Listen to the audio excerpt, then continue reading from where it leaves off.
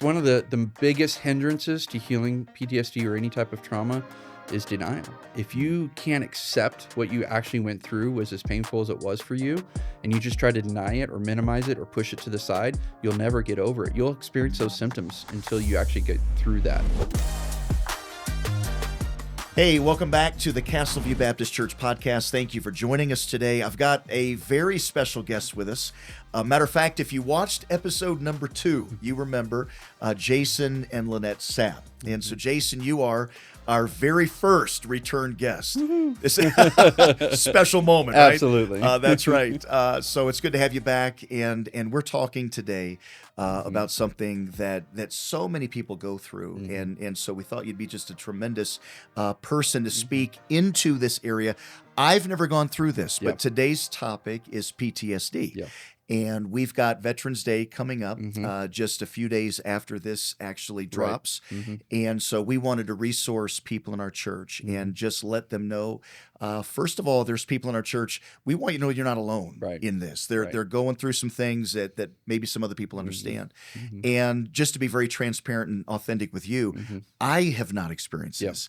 And so I thought you'd just be the perfect person to be able to sit down with someone who's gone through it and gotten some victory over it, but understands it. And just for our audience who might be a little bit newer to this as well, PTSD is a health condition that people develop after witnessing some kind of a traumatic experience. And your situation, we'll hear about in just a minute, is more military based, but there's a lot of different scenarios, right? I mean, we've got sexual abuse, physical abuse. I've heard of people having post-traumatic stress disorder after witnessing an accident or being in one. We've got moms who've lost children. We've got people in the audience, I think, probably that have just lost a loved one. And our family, we've recently gone through that as well. And some people really go through some battles with that. And so I think this speaks to a large audience that we have. And some of the symptoms that they go through, isolation is a huge one, depression, anxiety. They withdraw from people. So as we kind of set this up a little bit, I just want to hear your experience a little bit, where you've been, your history. And so why don't you tell us where's yours developed and kind of just fill us in a little bit on how you got there. Yeah, definitely. So much like we've talked about in the previous podcast, but I was fortunate to serve in the Army. I served from 2002 to 2007, which gave me the opportunity to serve in the Iraq War. So I was deployed in May of 2003 to Kuwait and provided support operations in Kuwait through February of 2004. Blessed enough to be home 6 days before my daughter was born, so that was phenomenal. But it was truly my second tour that really hit hard because I had switched jobs, became a cavalry scout, got assigned to the 2nd Brigade Reconnaissance Team in the 1st Infantry Division, front lines of the front lines. We were the eyes and ears of the commanders in Iraq. And so I was deployed in 2006 to 2007, kind of what was known as the surge in Baghdad. So at the time of the Iraq War, we kind of lost touch with how we're going to win this thing and get out of here. So what the Department of Defense, the White House, everybody got together and said, well, we got to find a plan that we can apply to one central area. Made sense to do it in Baghdad, get control of it, get security in it, and then duplicate that throughout the rest of Iraq. So they called it the surge because we, at the time, had only had 2 brigades worth of troops in Baghdad. So that's about 9,000 troops. So you take about 10% of that is actual combat troops that are patrolling the streets on a daily. So you've got less than 1,000 troops trying to patrol a city the size of Denver or larger. So it wasn't working. So they quadrupled, well, really more than that. They put in 5 brigades into Baghdad, and I was part of the lead brigade that moved into that surge effort. So we were basically tasked with the area between the Baghdad International Airport and the Green Zone, which ended up being the 2nd most dangerous neighborhoods in Baghdad at the time, primarily for 2 reasons. One, we didn't have any soldiers to really patrol those areas, so it allowed for the insurgents to really kind of build up camps there.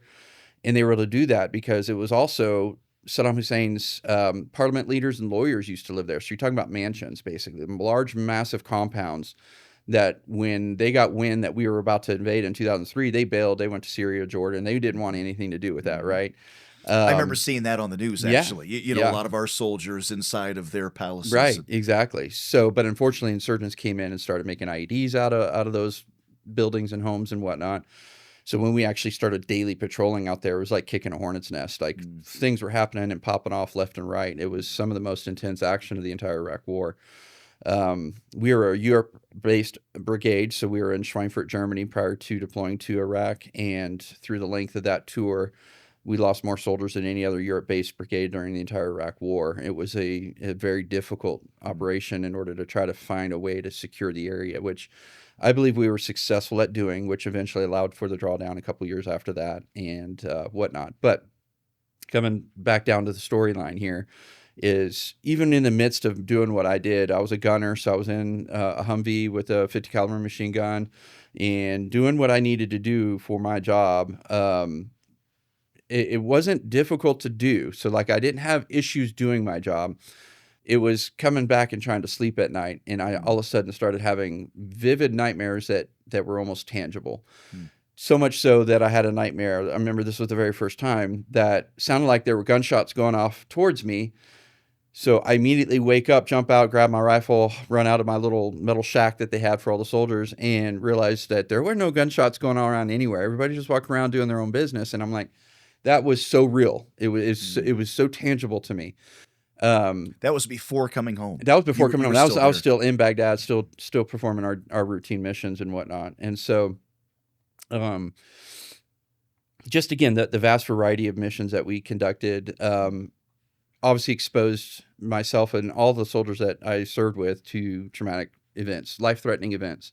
I was shot at, blown up, the whole 9 yards. Like I survived all of that without physical injury, but the emotional scarring from that, nobody could have ever prepared us for that. Sure. There's no way to train for PTSD in that regard, right? Like it's a more or less an emotional response to a physical event.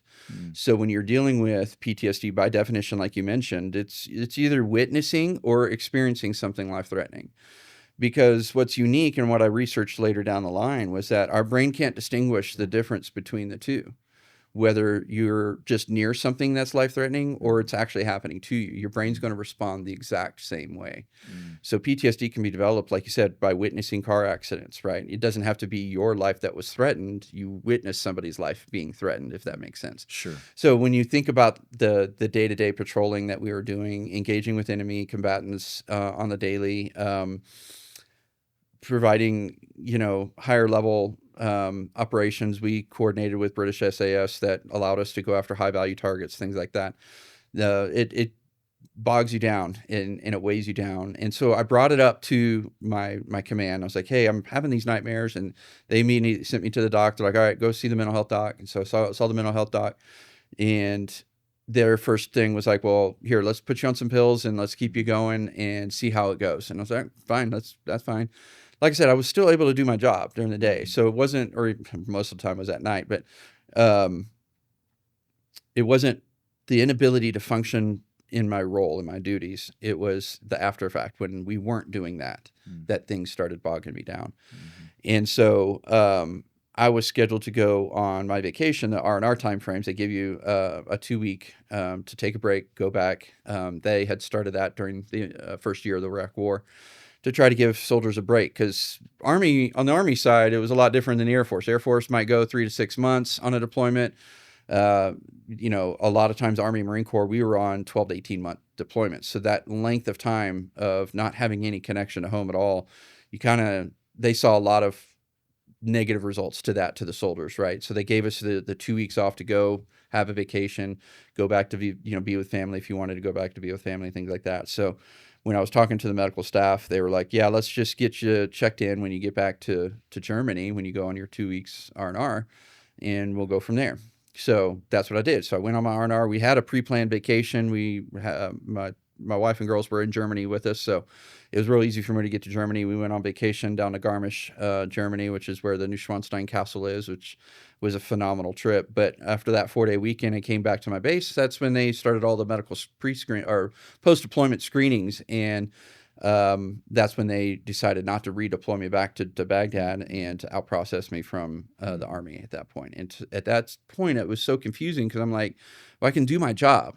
Like, I can do that. Like, that's not the question. But what I learned later on, years and years later, back in 2014, so it would have been 7 years after that deployment, that the Department of Defense had done an internal audit and found that all the branches of the military were trying to discharge service members with a lesser percentage of disability to lower the cost of the war, in order to also, literally, it was a cost out of their pocket. When you got to medically retire somebody, that's a lifelong set of benefits. It gives a lifelong set of benefits to their kids, education benefits, right? All of the healthcare benefits come with a retirement. And so by doing that, they were essentially saving the front end of the dollar amount that it costed the war. And wasn't there a little bit also of a stigma? Absolutely. All of these military, not all of them, but a lot of them coming back and broken and hurting, and it just didn't look good for. Right. There was that side of it, absolutely. And they tried to hide that part of it as well by discharging us so fast that they actually violated the law. And I found that out after the fact and ended up long way down the road. Back in 2018, I ended up having to sue the Army to have them reevaluate because they refused to do that. And they admitted that they broke the law, and they didn't allow me to go through the normal processes to actually get a diagnosis. See, the Army discharged me with a medical separation for only 10% for a panic disorder. As soon as I got out of the Army and got back to Texas from Germany, I got connected with the VA. In my very first appointment with the VA, they're like, "This is full-blown PTSD. This isn't panic disorder." So I knew right from the get-go that something was off. Something was off. So move from, you've experienced all of this. You're out now, right? You're out of the military. When does this start coming up at home? Who's the first to notice? Is Lynette, your wife, the first to notice this? Do you notice this? Are you feeling this? What are the symptoms, and kind of how does this come out? A lot of it started, like I said, in Baghdad. I was having night terrors, nightmares in Baghdad. And so what I didn't realize then is that I was experiencing high anxiety while on patrol. But to me, I felt like I was par for the course. I mean, that was part of the job where you could turn a corner and have to engage an enemy. Like, you kind of have to be on the tips of your toes the whole time. So it didn't seem odd. Think that would be seemed like that was part of the job, you know? Right. But the nightmares and night terrors certainly was like, hey, hold on a minute. Something's not right here. This shouldn't be this vivid, this real. Because in my past, I've never really been able to have or remember dreams. So for me to be able to have vivid nightmares from the get-go, that was the first piece of it. So I do want to hit on the stigma piece of it, because the military stigma over mental health is still, sadly, very prevalent. We lost all our friends. I lost all the connection to all the soldiers I served with. My wife lost all her friendships with the Army spouses that were there in Germany, because of the fact that it was a discharge for mental health. I even had one of what we thought was one of our closest girlfriends with my wife basically say, well, your husband wasn't shot, so he doesn't deserve to go home. It's like, okay, well, you don't understand what's really going on here. So for you to make that judgment call wasn't right. So clearly we lost all of our friendships in that regard. So we literally left the military without a single contact of any type of friendship, and had to start from scratch. And so, yeah, going back to Texas, when did we really start seeing things?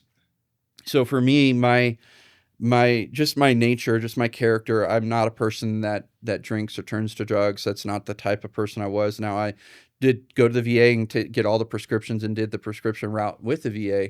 But I certainly didn't go beyond that bounds when it comes to coping with PTSD, which a lot of soldiers and veterans do. They turn to the drugs, they turn to the alcohol, and I'm talking about the hard drugs and non-prescription type, right?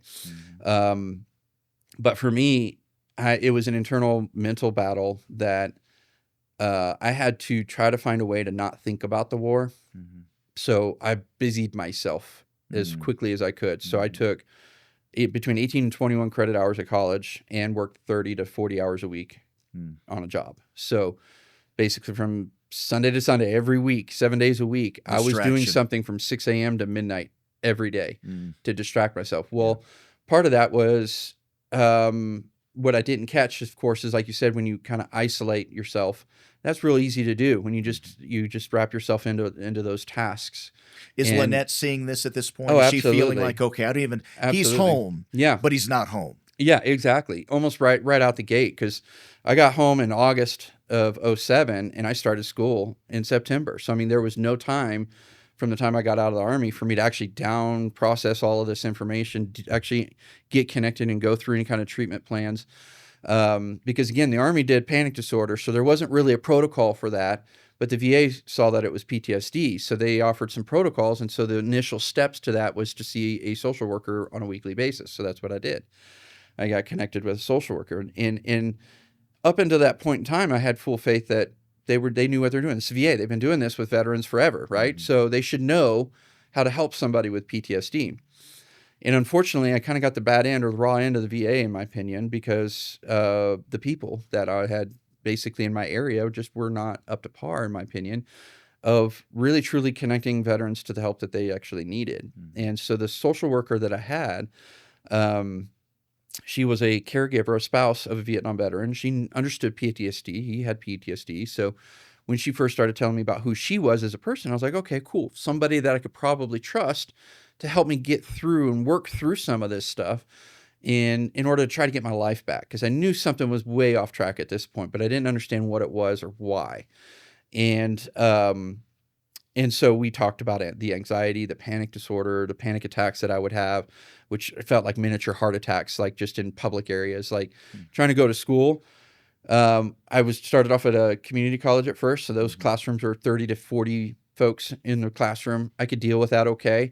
But when I transferred to Texas A&M University, it was like, oh, all of a sudden I'm in a classroom of 700 students. Like all of a sudden my anxiety peaked. I had no control of the environment, and I had to like create ways for to create safety or security for myself, because I didn't trust anybody and I didn't trust environments.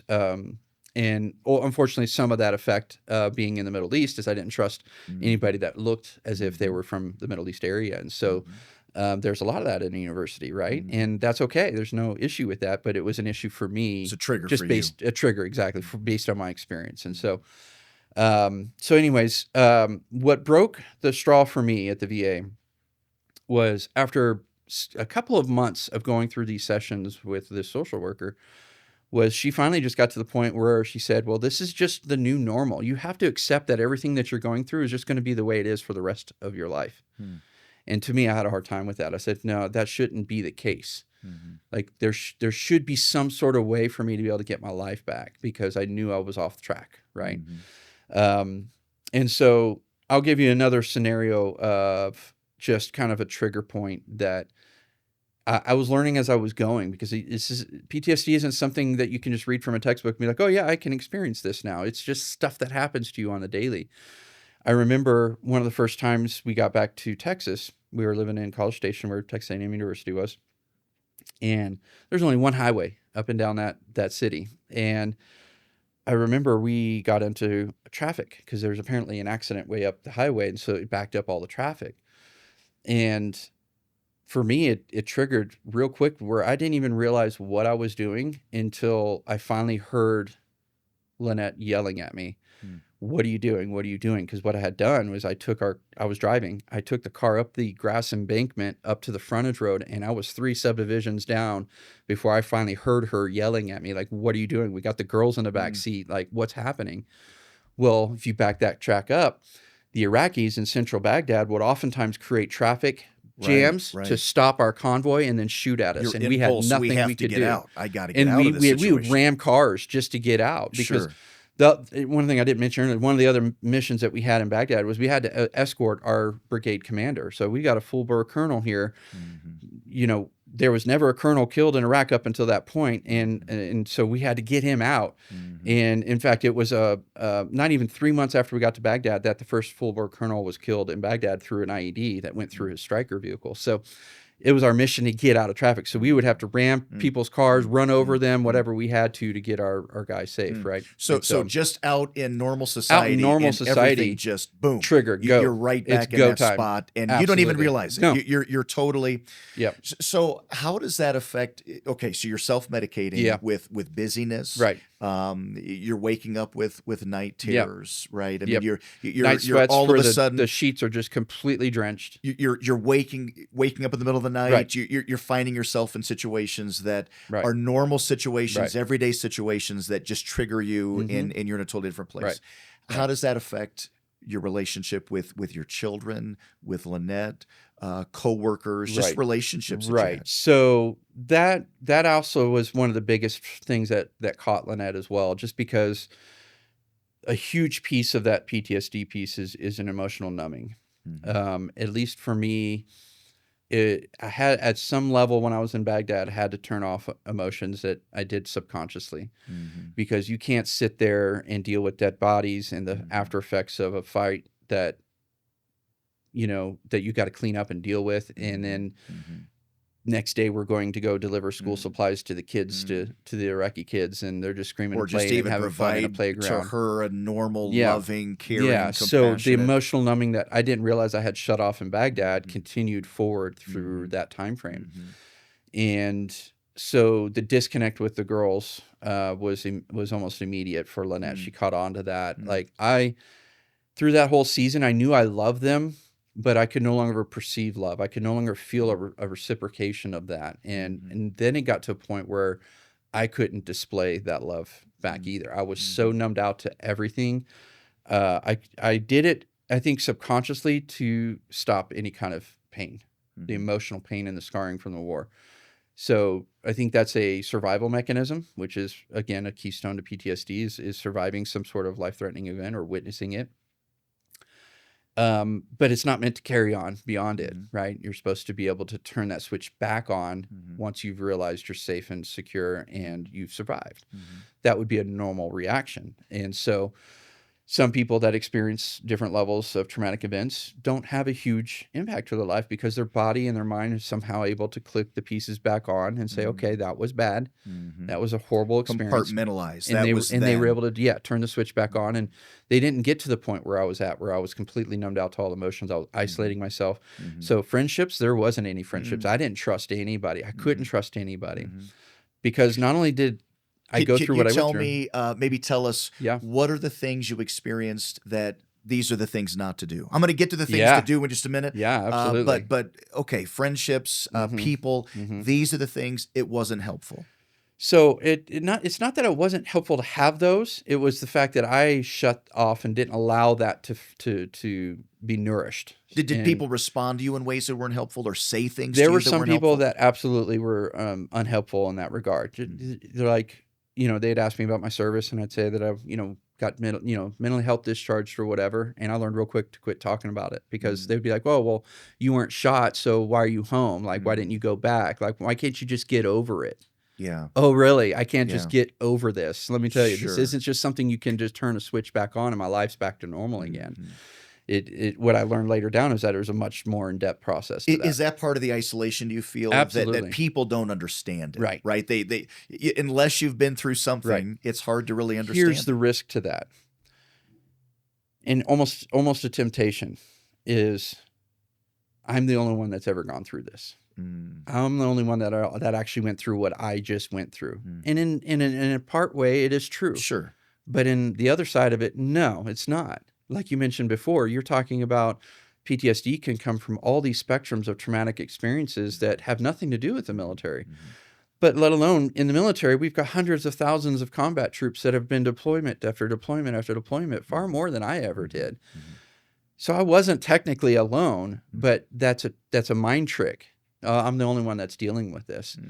They don't understand. Nobody understands me. And that's one of the dangerous warning signs that I would caution anybody that's going through that if you think that, then that's a red flag. Allow yourself to realize that that's not true, for one, that there are people in the world that have gone through similar experiences that are now on the other side of it. that you can connect to and have a trusting relationship with. And, you can get on the other side of it is the other piece of that. Sure. There are people that are, I'm sure, listening that have family members. Maybe it's a wife with a husband, husband with a wife. They've gone through it. What are some of the things that were helpful? Maybe something that Lynette would say, something that she did, a presence. I don't know what that was. What helped you? So for my unfortunate story, as you recall in the podcast we did before, my journey led to just a deepening depression that spun off of all the PTSD symptoms that I was already dealing with. Because I isolated so hard and numbed out so hard, depression hit pretty hard. And so after a couple of affairs, losing my wife in divorce, later in 2008, October 2008, I attempted suicide. And when I got on the other side of that, I realized that I had to do something different. For one, I needed to find Jesus. I needed to figure out, how am I still alive? How did God save me, not only through all those life-threatening experiences I went through in Baghdad, but through all the different experiences I've had in my life? To still be here must be for a reason. So that was one piece of it. And so with that, Lynette and I, we remarried in December of 2008. And so some of the things that she had done from that point on, because she realized she felt that there was a lot of obvious red flags, right? The affairs, the divorce itself, things that revolved around that. She knew that the emotional numbing was there. And I expressed that to her, that I can't feel love. I can't go there right now. And so she witnessed all of that. And coming on the other side of getting remarried and starting over, some of the most beneficial things that she did that was supportive was, one, never attacking me for what I had done.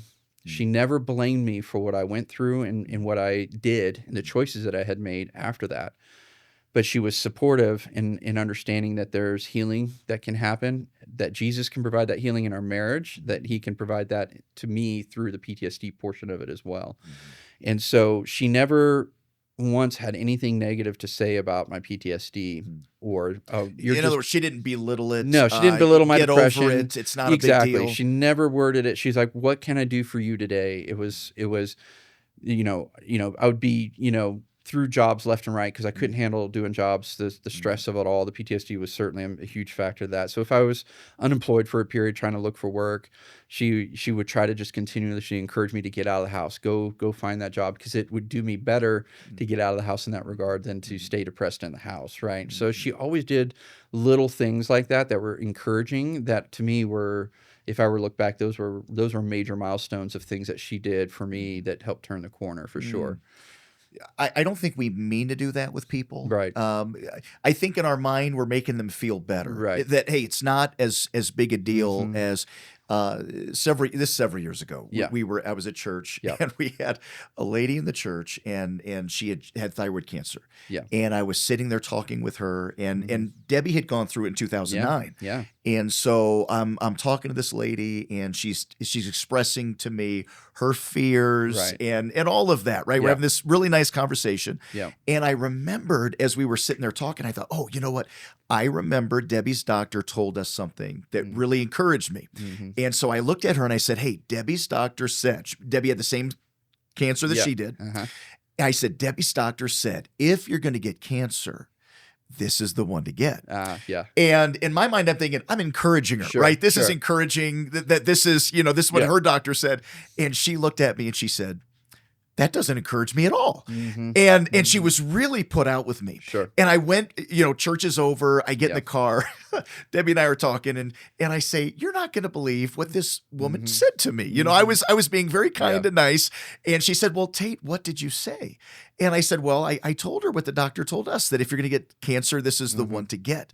And Debbie immediately says, oh, Tate, why did you say that? And she says, you minimized her pain. You acted as if what she was going through was not a big deal. No, this is a big deal to her. Right. And so you're saying, don't minimize that. And individually, don't minimize it. So for myself, I had to not minimize my own pain. I could easily compare myself to special operations guys that deployed 15 times throughout the Iraq War.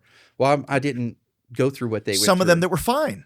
that were able to shut off Right. some of the Right. things that you went through. But the reality every of those person's that different. didn't, though, that had PTSD too, well, we have the same diagnosis, but I didn't go through what they went through. So in that, I'm minimizing my own trauma.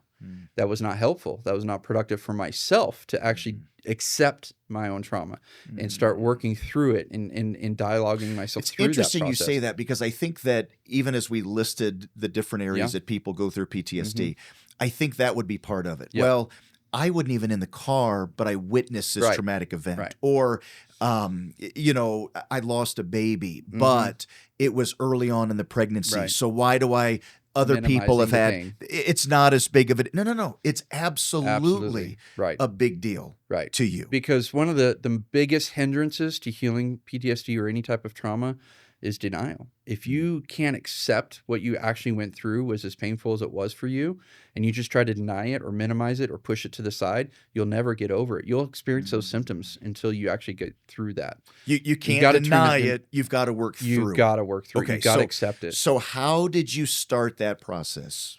So a large part of it was ultimately, I think I went through, gosh, I guess it was about 1.5 years of PTSD therapy with the VA. It's called prolonged exposure. Cognitive behavioral therapy is what it's called. Probably one of the worst experiences I've ever had, to be honest with you. What is that? So essentially what they would make you do is you'd sit down with your therapist. I did it twice a week for, like I said, about 18 months. And you're supposed to rehash the most traumatic experience and retell it back to your therapist over and over again in hopes that you can reduce the anxiety level just by retelling and reliving your story. And to me, that was one of the most harshest things you could go through, to retell and retell and retell. So to me, I never decreased my anxiety. In some instances, it increased my anxiety in those sessions trying to go through that process. But one thing that was beneficial through that whole thing is a word that you used earlier. I was able to compartmentalize the war. And I needed to do that so I could break it into chunks that I could digest and work through. Because for me, the PTSD was just this one big chunk that I was on my shoulders. And what I needed to do was break that off into pieces and say, I can work through this right now. And then I can work through this right now and go through different facets of it, dealing with the actual death and bloodshed in Iraq, right? Dealing with how I was treated getting discharged, how, going through different things, segregating those into tiny parts and pieces that I could, for lack of a better term, digest, right? Can process that out, accept it for what it was, and then move through it and get on the other side of it. So that was one of the most beneficial pieces to that type of therapy. Was that allowed me to realize, the humanitarian efforts that we did in Iraq were good. We helped school children. We gave soccer balls to kids in the middle of the markets, we helped build relationships with people. Those were good things that we did. But here's the bad things over here. You can't mix the two together. Sure. You have to accept the good and the bad for what they were, and do that on an individual basis or a compartmentalized basis. And that was one of the best things that I ever did, to allow me to just take one day at a time and just chew away at this and start processing it and going through it. I've got a family member that went through it was a different situation, but certainly very anxious over this situation, went to see a counselor. And that's what you described a moment ago. That's exactly what they described, was this is actually triggering, to come here and to bring all of this up in the way that they're bringing. I'm not dealing with it. I'm just reciting it. And it's actually just reminding me and bringing to the forefront even more of what I was going through before. Were there some tools that you used? We're going to get to the gospel part of it in just a minute. Absolutely. Were there some practical tools that when you kind of went down these rabbit holes of isolation or depression, if you were to go through something like that today, is there something that you go right back to and say, this helps me? Yeah, absolutely. So one of the things that I did, again, is from the get-go of getting out, I trusted the medical system. I trusted the VA for all intents and purposes. I had no reason not to. But what I did realize is, leading up to my attempted suicide, within 3 months of getting out of the Army, I was on 16 different medications. Hard psychotropic medications and medications to help counter other medications, and night terror medications that helped you sleep, but then it would cause night sweats, and then you take a pill for that, and all of a sudden I'm on this, what they call a veteran cocktail, that was actually pretty normal for the VA to prescribe at the time, because again, for the government, it's all boils down to cost.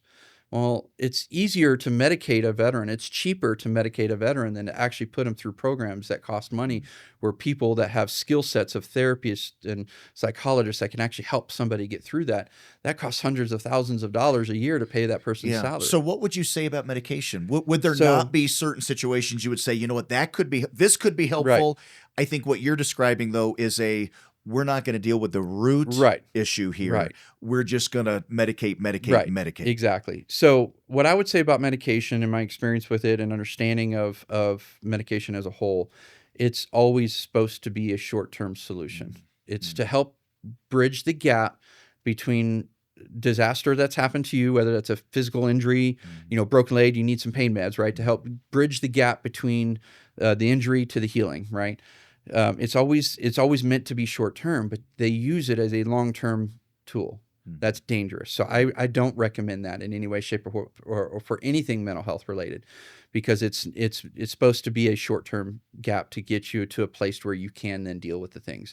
Because what medication can do, and what I learned, is that it was a tool to that also numbed me out. So what I realized is when I got off of all of those medications after my attempted suicide, I had clearer thoughts. I was able to actually start going and working through some of this stuff, and then numbing was starting to go away as well. And so when I started realizing I got back in touch with some emotions, that changed the equation. I'm like, okay, I feel alive again after the medication. So that's my first tool to that piece. The second piece to that is I learned later down the line, around 2014. There's tons of amazing tools that we actually need to incorporate that are natural wellness oriented. So one of the unfortunate effects that I think coming out of the military, and this applies to almost every single service member coming out of the military, is we oftentimes don't keep the same physical regimen up, right? We don't keep a good, clean diet. We're not exercising every day. And so you end up gaining weight and so on and so forth. So for me, supplements were super critical to helping me lose weight, getting my life back a little bit in that regard. But what I will say with mental health, the biggest piece that changed my perspective on tools, like you said, was essential oils. And it sounds weird, but let me tell you the exact storyline. Through all these years, all the way up to 2014 when I was introduced to it, so 7 years after the war, I had tried the medical route, the pharmaceutical route. Didn't work. I pulled off of that altogether. So I was no longer on medication for years. But not once did I ever take a pill that could get rid of a trigger. Not once did a pill ever help me get through a trigger and the anxiety through it all, right? So story goes, and I'll keep this as short as possible, is my wife and I, we went to go join her family in Lockhart, Texas for some barbecue. It's like barbecue capital world, by the way. We went to this old barbecue place that we love to go to, and because the whole family was going to join us, we went to the back room. And the back room, and this is an old hole-in-the-wall place, been there for years, decades, right? No big deal. So it's one of those deals where you get a tray and you get your meat, and they're cutting it right there, and you get and check out, and then so we give it back to the back room, and unfortunately for me, it triggered me to an Iraqi National Police Station where I had to deal with some stuff in Iraq, and I was immediately triggered, and I knew it. Like the anxiety peaked, but anger peaked right away, and that was because that was the kind of emotional place that I had to be in Iraq at that Iraq National Police Station. So I dropped my food tray down and I just went out to the truck, because that was the only tool that I could do, was to get out and do some breathing exercises to try to control my breathing, let the anger come out, try to get my headspace right. But that could take hours sometimes to try to deal with a trigger like that. And so my wife came running out, and we had just got introduced to essential oils from some friends of ours. So she had some oils. So she's like, "Here, smell this real quick. This should help." I was learning it with her at the same time, so I understood what she was doing. So I grabbed that bottle and I just smelled it. I didn't have to put nothing on me. I just smelled it. Immediately pulled me out of my trigger. The anger was gone. The anxiety was gone right then and there. So I was like, hold on a minute. This is absolutely different. This is not like anything I've ever tried before.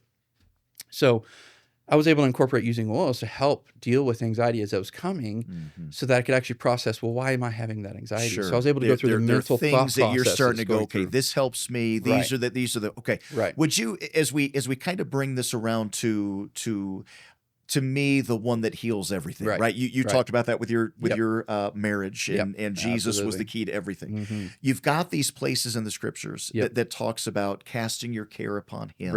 Like prayer is a big part of that. For some people, I think with post-traumatic stress disorder, forgiveness would be a big part. Like sexual abuse, doesn't release a person from the consequences of their sin, certainly. But Lord, I'm gonna leave that with you. I think a trust in the Lord is big too. Right? Okay, Lord, this. I'm just going to trust that you have a plan. You look like the life of Joseph, for example, right? Okay, I'm sold in the pit. I'm lied about. I'm forgotten about. All these negative. What in the world? And at the very end, Genesis 50 and verse 20, you meant it for evil. God had a plan. God meant it for good. So at the end of all of this, Jason, what role do you think Jesus and your faith has in all of this mental health? Does it have a role? Do you see it as separate from this mental health, or do you see it as, okay, no, this is really an important piece of this? It's absolutely integrated, and let me kind of walk through this a little bit.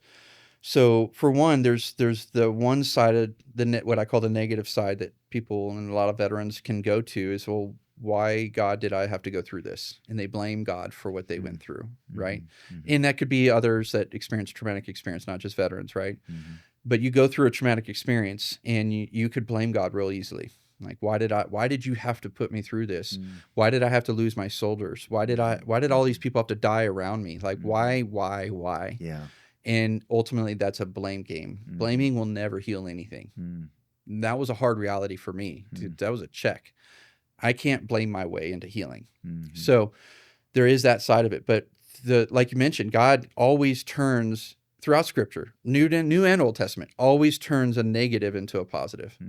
That's just a good overview, right? That what God can do to such catastrophic experiences is turn them to such a positive. And so that's the perspective I eventually ended up taking when I found Jesus and was saved after my attempted suicide. So what is integral to the healing process for mental health is identity. A lot of times your trauma will take your identity from you. You then shift your identity into that trauma. And I caught myself when I learned this, and this was 5-6 years after coming home from the Army. I'm a disabled veteran.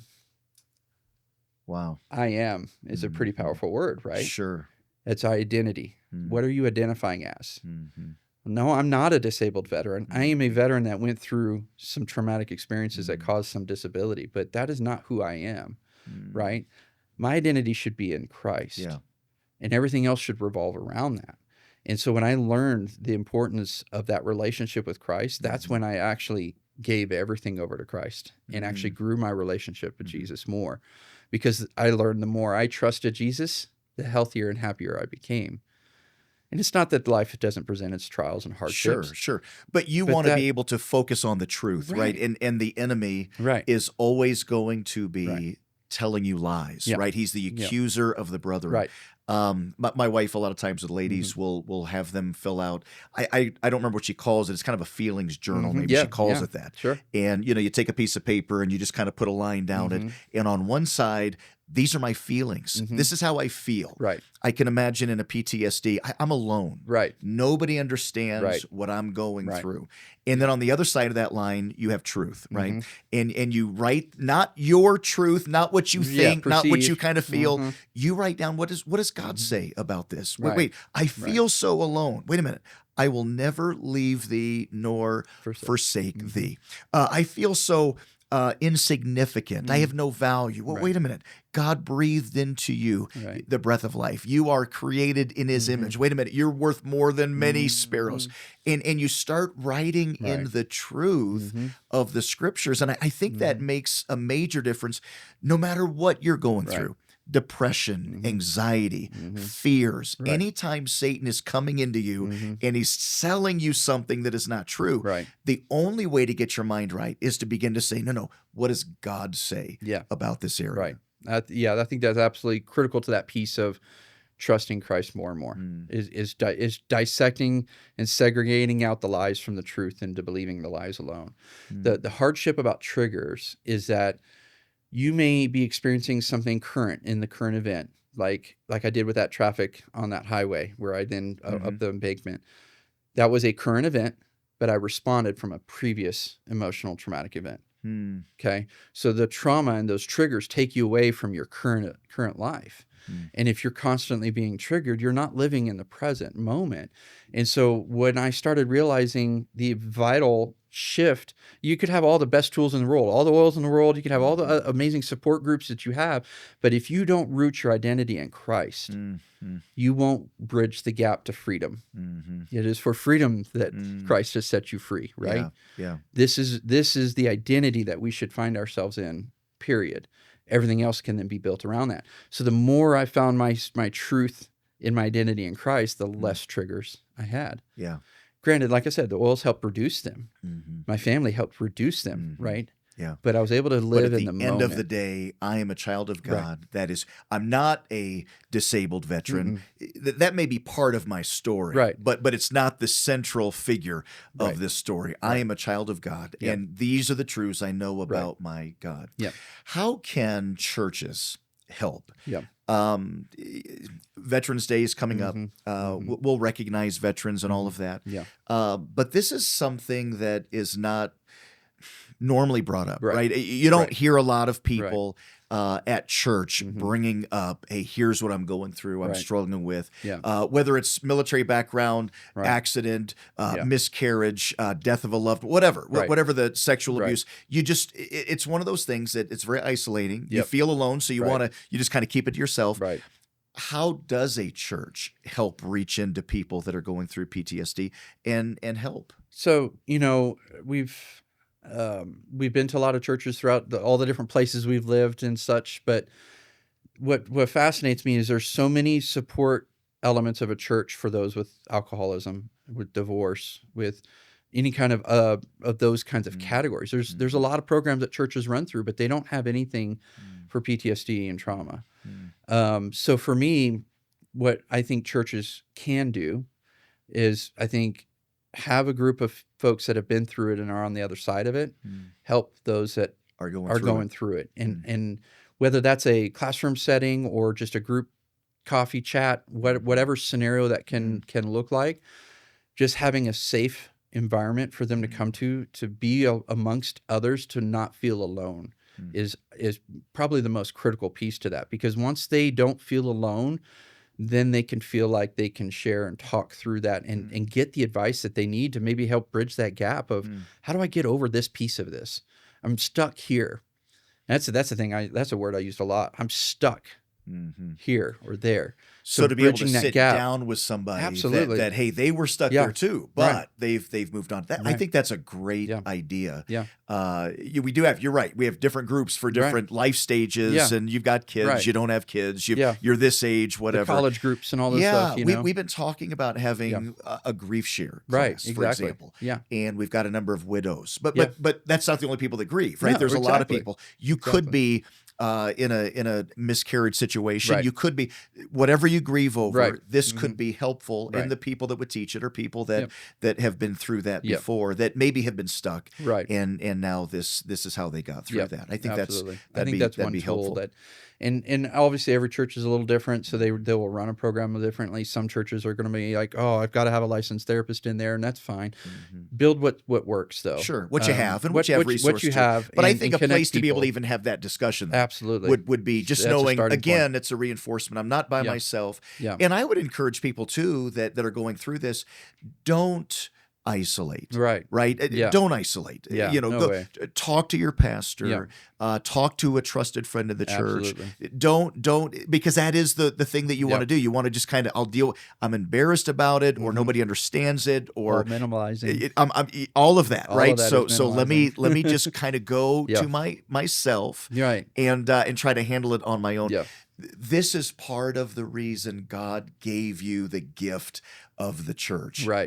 Paul talks about you go through things so that you can help comfort other people that go through those things as well. Interesting. Absolutely. What gives you hope moving forward? That there's victory not just for you in all of this, but victory for others that are going through this. So a fascinating concept. We know post-traumatic stress disorder is the full-length word, right? Not just PTSD. It stands for something, right? Post-traumatic stress disorder is what it's called. I learned probably, I think, about 2015, 2016, I have learned that there is something on the opposite side of that. That's called post-traumatic growth. And Harvard psychologists have been studying this for 30 years. I had no idea. But there is some sense that if you can turn a switch, and they haven't figured out what that is yet, and I do, it's Jesus, right?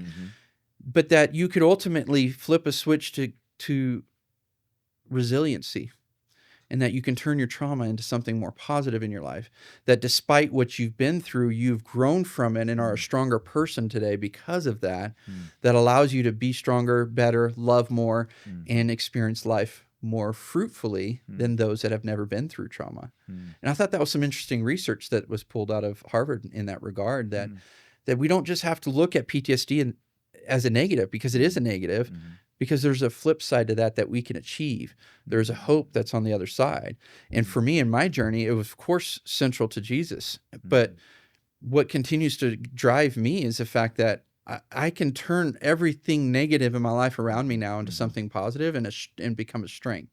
What used to be a weakness is now a strength. And that's a tool that I think God has given me through this whole process.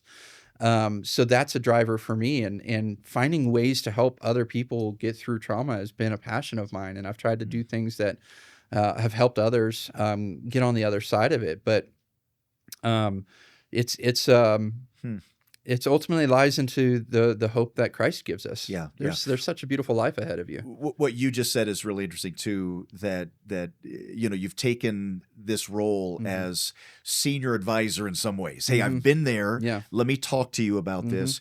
We've had we've had a lady in our church, Donna's her name, and she went through breast cancer a number of years ago. And we'll have people in our church, ladies in our church, go through it now. And over the years, I have talked with them, and I pray with them, and I say some really nice things to them.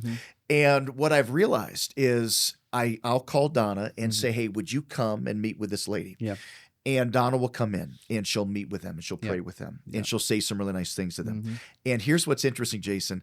I almost every time I'll have the lady later tell me, wow, Donna said, and it meant so. And listen to me. I thought to myself, I said the same thing. I said the same. I did the same thing that Donna did. I said the same words. I said the same phrase. And you know what I've realized? It's not that they didn't appreciate what I said. They needed to hear it from somebody that went through it themselves. And so anyone that's going through some challenge, once you get on that other side of it, there is purpose in that. That's the Joseph thing. Look at Paul. Look at how God changed a Saul, wreaks havoc at the church. I mean, destroying the church, breathing out threatenings and slaughterings, and just absolutely against Jesus in any way.